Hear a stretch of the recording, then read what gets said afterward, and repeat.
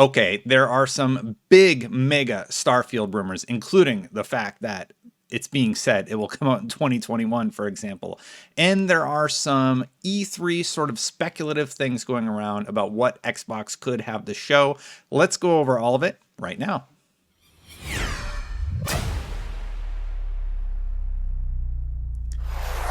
So we're going to start with the Starfield stuff, and the Starfield stuff is coming up because the copyright for the property was updated recently in 2021. So Matty G27 says, I reported in January and February that Bethesda was looking to release Starfield in 2021. It appears that is still the plan. And what he's showing a picture of actually is ZeniMax.com, which talks about Starfield being in development. If you go over to ZeniMax.com and go over to legal information, it says Starfield TM in development, copyright 2021, Bethesda Softworks, Starfield and its logos are registered trademarks, So basically what happened was that was sort of re-upped, and they're just saying that Starfield 2021 is still the plan, right? So then Clobril, who we'll talk about a little bit more with the E3 rumors, he said that the general rule, he's quoting Hoegla, I believe, here on Twitter. It was a little unclear if this is a quote or that he's sort of being speculative. But anyway, let's assume it's a quote.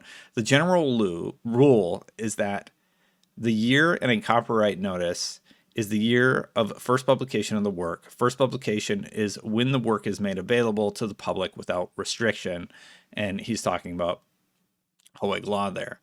So I started diving into this a little bit more because a lot of people pick this up like Starfield's going to be 2021. It's releasing as an Xbox exclusive, which I'll talk about where that came from also in a second. This is all sort of interconnected, so I appreciate you going along this journey with me.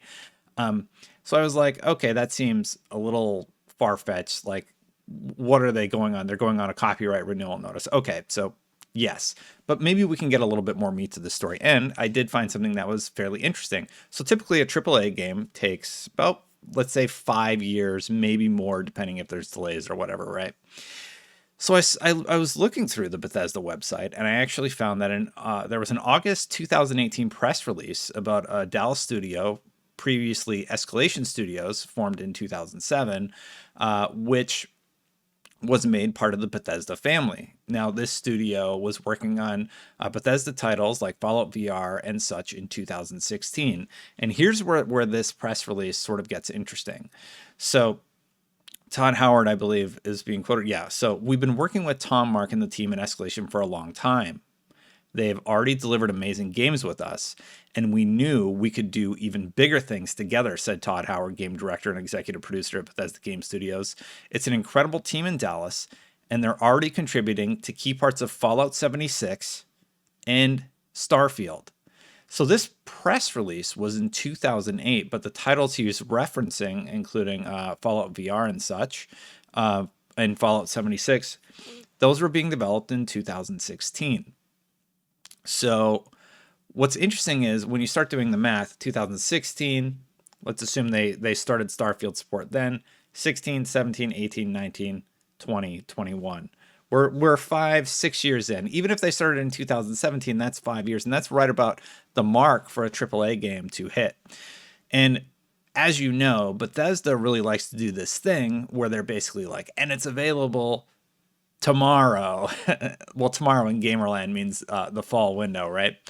So for me, when I started looking on the website and just seeing sort of the timeline of when they've been discussing Starfield and such, I do have a little bit more credence toward this rumor. It was surprising to me at first. Like, I thought I would be like, all right, this is just going to be one of those speculative stories.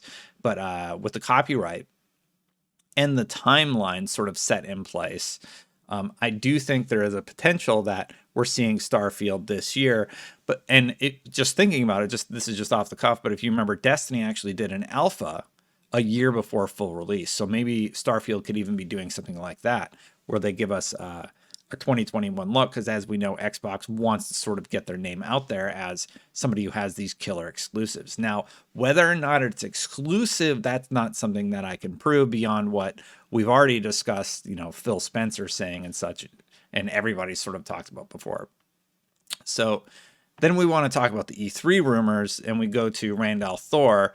Now, I don't know a lot about Randolph Thor from the industry. I know he's one of like the Xbox guys. He does the Xbox show with a lot of people who have been linked to me lately who seem cool, but I haven't really talked to them or anything. So here's what he said, and he's being quoted in a lot of these stories as an Xbox insider.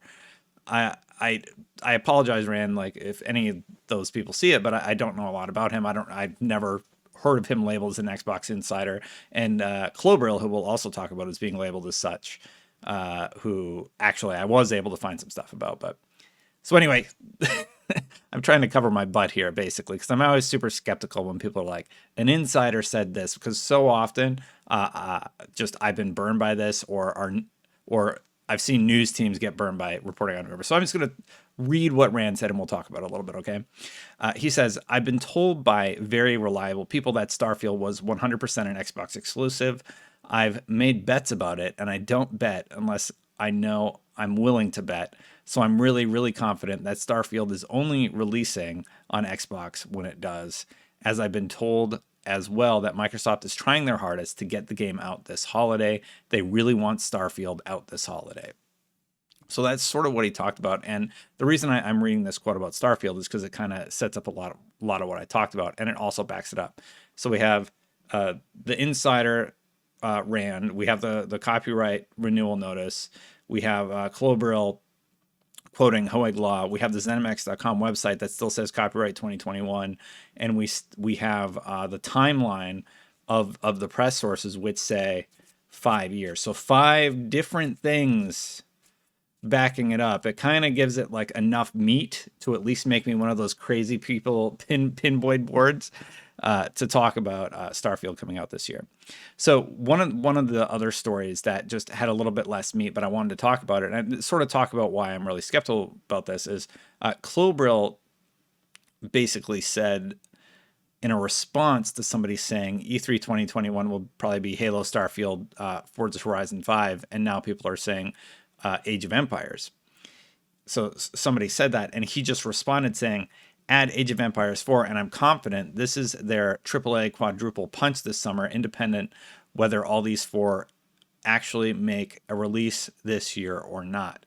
So he's just saying, to me, that doesn't read as any insider information. It's just him commenting on a forum, and it's been picked up as though like Xbox had their E3 leaked, and I just don't think that's the case. I think Clobril was just making a comment here. I don't think he's leaking anything, and I didn't see much more beyond that.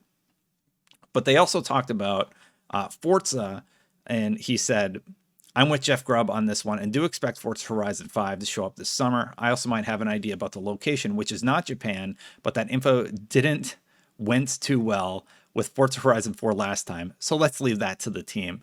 So basically what he's saying is apparently he's leaked something in the past and it didn't go over very well or was wrong.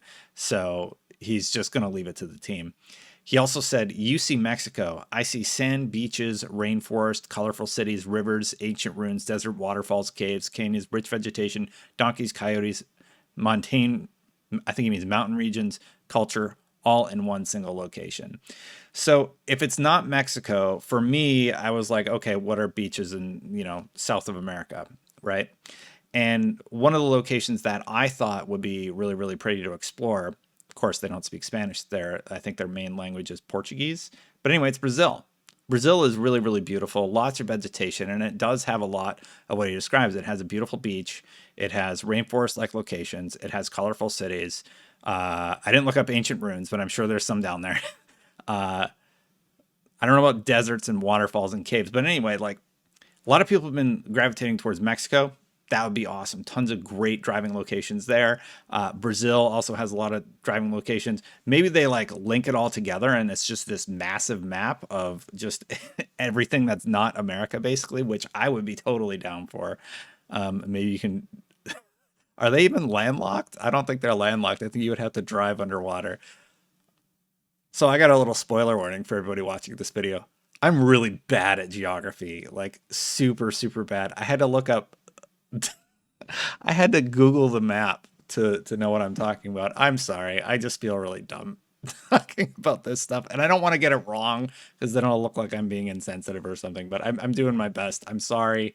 What do you think about my idea of Brazil? Is it Mexico? I'm just gonna stop because I feel like I'm just digging a hole, to be honest. Hey, thank you so much for watching these videos. If you like these late night videos and you like Forza Horizon 5, let me know the specific locations and I'll Google them on the map so I know a little bit more about the location of the next Forza game. Yeah, if you like these videos, you can hit the subscribe button. Thank you so much to everybody who has subscribed. Recording this one very early in the morning, actually. I was so exhausted yesterday that I said to go to bed. Oh, and yes, memberships. So YouTube offers memberships. You can click the join button if you want to join that. Thank you to everybody. I apologize. I know I'm a little lower energy. I feel it. I'm not like super hype about this one, but it is still an interesting story, and I hope you enjoyed it. Anyway, I'm going to go get some rest. I hope you guys have a wonderful day. Have a whole wonderful week. Thank you for watching. I'll see you for the next one.